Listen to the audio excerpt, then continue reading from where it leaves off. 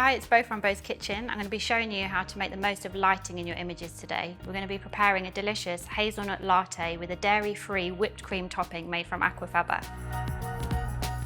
Getting the right light in my pictures is probably the most important factor. I don't use any artificial light, so I'm kind of dependent on the weather and the seasons and the time of the day. If the light isn't there, the picture will just look dull and flat. But fortunately, it's really taught me a lot about how to use natural light to manipulate light and shadows to get the best out of the picture.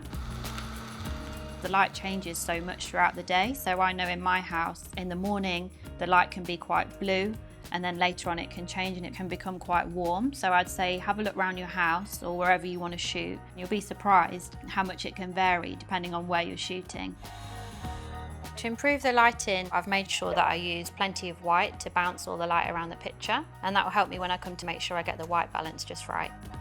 If you have Lightroom, then you can enhance the light and the shadows. If the day's a bit overcast and I haven't got the exact light I wanted, I know that I can fall back on that to still achieve the look that I was going for in the first place. For this shot, the light fell in just perfectly for the angle I was looking for.